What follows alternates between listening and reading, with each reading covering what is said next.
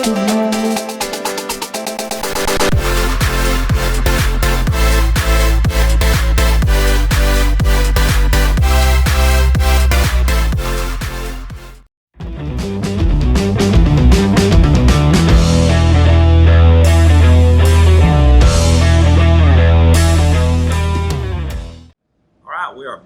with Coach Ernie Willingham in Collinsville, Alabama.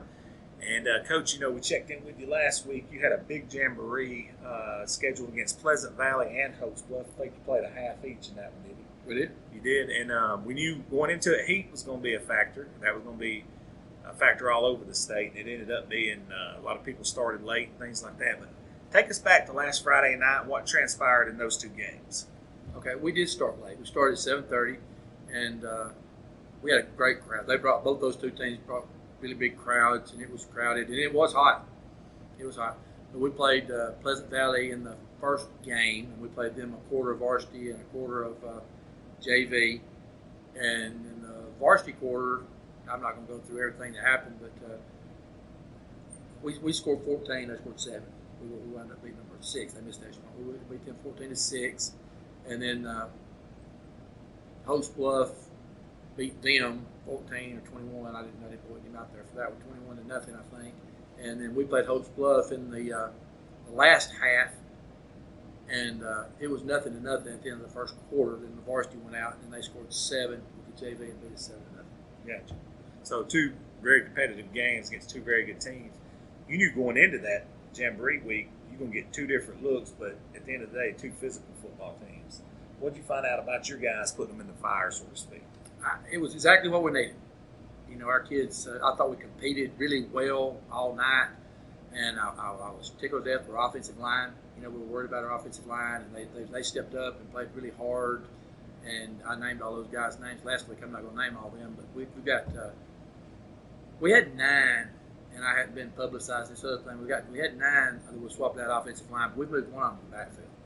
Rogers Rooks moved to fullback, and he had a really good game running the ball. So, he had a good game, and Quintarius Rogers had a good game running the ball. Kyler Bean ran the ball really hard. Lucas McDaniel ran the ball really hard. But I was really pleased with the line. The lineman gave him somewhere to go. Coach Rogers is a pretty big dude, ain't he? He's a good football player. Yeah, he is. He's a good football player. He can play, can't he? He was a nice addition. Yeah, ain't no doubt. Who are some of the other guys on defense that stepped up, played really good for you? Several of those guys did. Matter of fact, I thought the defense played really good, but Jameson Coker, as always, he started for 2 years. He's an 11th grader now, but he started 9th grade and the 10th grade at corner. And he's a really good kid in the weight room and got bigger and stronger. And we've moved him to outside linebacker. He plays some corner and some outside linebacker, and I thought he did a really good job. Kyler Bean, we talked about him last week. He had some really big hits. Him and Lucas McDaniel had some really big hits. Yeah, one of them, they're not very big guys. They're gonna knock themselves or somebody else out one of these days. But there was some somebody's bells getting rung. Yeah, they're gonna hit some people. And those interior guys, some of the same ones that start on the offensive line play on defense. Sean Stewart, for example, he played him and Trey Smith played defensive ends, and I thought they did a really good job at defensive end. Yeah. So, Coach, what about your special teams?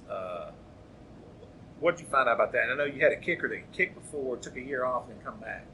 Well, and he's actually not the guy kicking now. He's playing outside linebacker some for us. We've got a new kicker.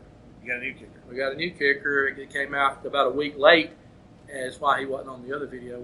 I didn't talk about him much because he just got out there. But he's got a really good leg, really good soccer player. He's an 11th grader, and so I think the kicking there is in pretty good shape. And all the kicks were dead. All the kicks were dead. And you worry about covering kickoffs and covering punts and that kind of stuff. We got some pretty fast kids. We work on practice all the time, but we didn't learn anything about that, and we didn't learn anything about the return game either. But I thought the guys kicked pretty good. Titan Morgan's a punter, and he punted a couple of times, and I didn't keep we kept stats, but I didn't look at him. I think he had a 30-yard punt, not a 45-yard punt. He had one he hit pretty good. Anytime you can get one at 40 plus, you're in good shape then. Coach, what do you got coming up this week? We got Gaylesville Okay, and Coach Knapp does a good job over there, and they got several kids out, and we watched them on film. They run the old timey wing team. You know, a lot of people have juiced it up and that kind of stuff. But he runs the buck sweep and the waggle, and he runs all the original wing tee plays and doesn't formation you much. Pretty basic with that, but they do a good job. They're a little quarterback. The little quarterback can run around. Athlete. Yeah, he can run around, and he had a good game passing.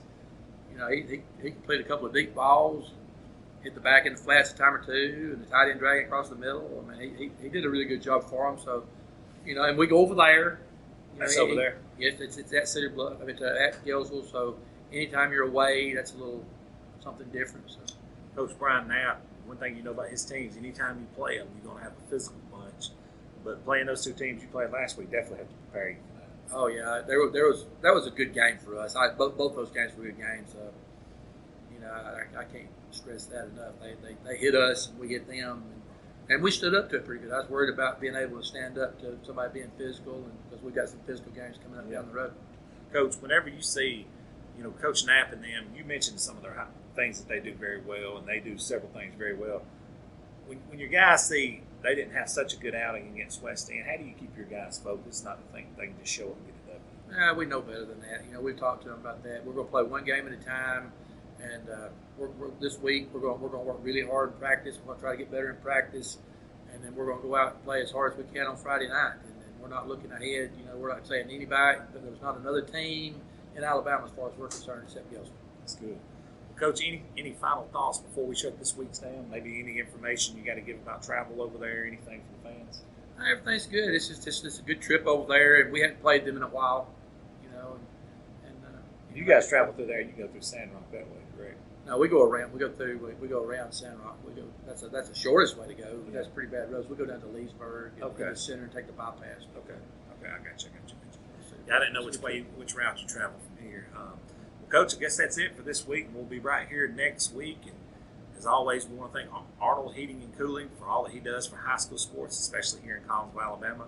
We'll see you guys next week.